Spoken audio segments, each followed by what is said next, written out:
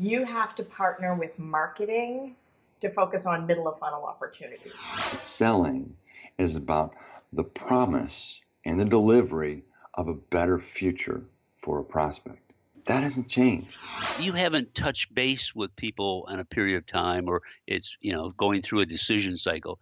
You need to find something at all times to be relevant. Hello Sales Nation, I'm Will Barron, host of the Salesman Podcast and founder of the Sales School. In this video, 5 of the world's leading sales and business experts share their thoughts on how we can stay top of mind when our sales process takes months, weeks, or even years to complete. If you enjoyed this video, make sure you click subscribe. With all that said, let's jump right in. A really long sales cycle. You have to partner with marketing to focus on middle of funnel opportunities. I think everybody, the whole inbound movement, HubSpot, right around the whole inbound movement, we've always been so focused on top of funnel, we neglect middle of funnel, and yet that's where everything stalls.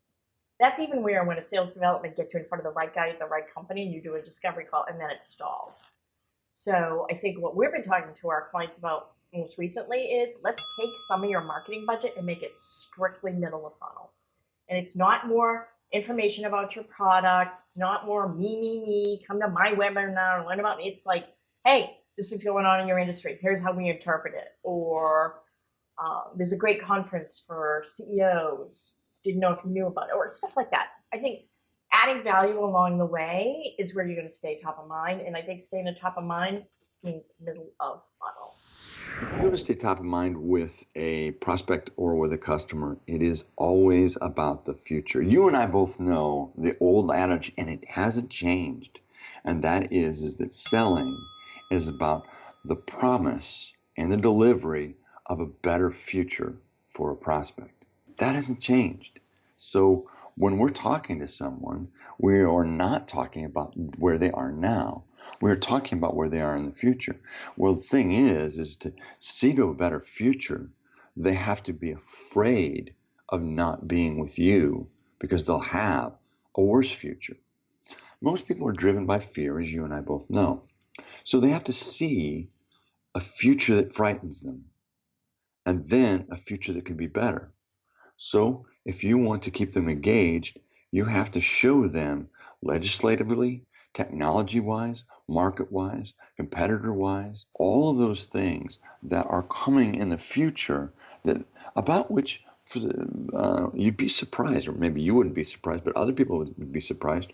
You would think prospects or customers would be aware of those. They're not. And so you say, I just got this article. I thought it was very fascinating. I just listened to this podcast. I wanted to forward it to you. I think the two most points that made me think of you are this one and this one. And you'll find them at this minute in the podcast and at this minute in the podcast. And then follow that up 2 days later and say, here's the implication of what I just told you when I sent that podcast. For you and your organization, it means this and this from my perspective. I'd love to hear your thoughts. You drip that about the upcoming future for them, they're going to want to talk to you. So let's not overcomplicate this. What we need to do is treat the customer like we've just moved to a new city and we're trying to make friends with these individuals. Nothing weird, nothing slimy, that we're just trying to build our network up within that city. So when you see something online or you see something in a magazine that you think they might find interesting, you send them a picture of it. You send them an email with a link. Simple stuff like that. You see something as you're walking around town that's less than $20 along those lines. An England football shirt if they live in the US and they love soccer, football, whatever it is. You buy it if it's less than $20. You just send it over. It's as simple as that. When appropriate industry events pop up, so for me, the different sales events, I get people trying to buy me tickets to get me there so then they can buy me a beer or two afterwards. They're not bothered about the event. They're not bothered about really how good of a time I'm going to have there. What they really want is that meeting afterwards. And that works. If you can go to your sales manager, your boss, sales director, whoever it is, and say, hey, there's this industry event coming up for this farmers convention because we sell tractors. And then you're going to take someone there. Perhaps you pick them up from the train station. You drive them in your BMW, whatever you're driving around in. You drop them off. You spend a little bit of time at the event. You don't hog them. You don't get all weird about it. If you're dating a girl and you follow around constantly, she's going to dump you as soon as she possibly can. So none of that. but perhaps you just go, well, I dropped you off. How about we go for a quick beer afterwards and we just have a quick chat? This is what we need to be doing. This is how we stay top of mind. And this is how we just build relationships in B2B. In my personal world, our sales cycle could be long. I mean, not a year. Certainly could be 6 months, could be or less, but a longer size sales cycle.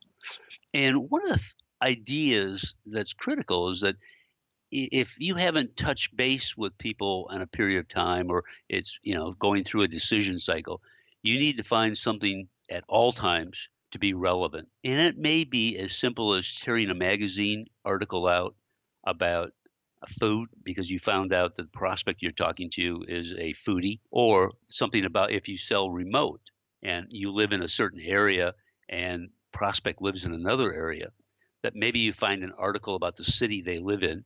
You might write a note on that article and mail it to them. I mean, non-salesy issue, just saying, well, I just saw this article about the Lake Country and a great restaurant in the Lake Country. Thought you might like this restaurant, or have you been to this restaurant, and send it to you. Those are the kinds of things that are important. Or one of the values of having case studies about your product or service, where you've done an article about a particular company that fits the same kind of issue that you're talking to your prospect about.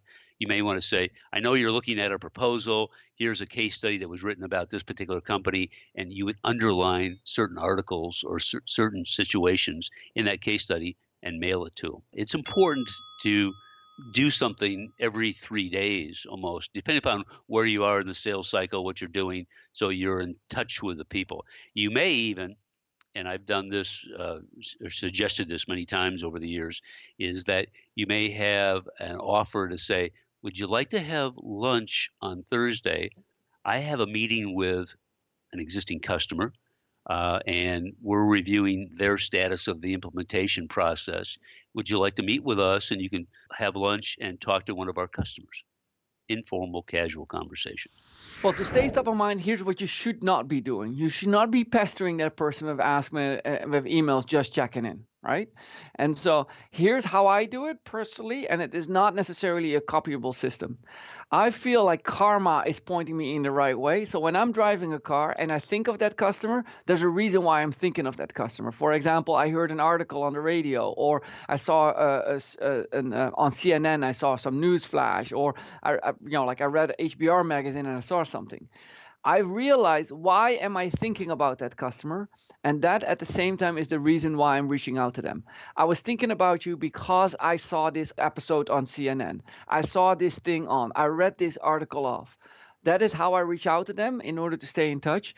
We believe that in generally once every 3 to 4 weeks with a customer that is in touch mode, so to speak, is fine, that you shouldn't go much beyond that. You should also vary media. You can't always phone call or always email. You should vary. Hey, one day may ping on LinkedIn, then may drop a phone call or leave a voicemail message, and a month later reach out via email with an attachment or something like that.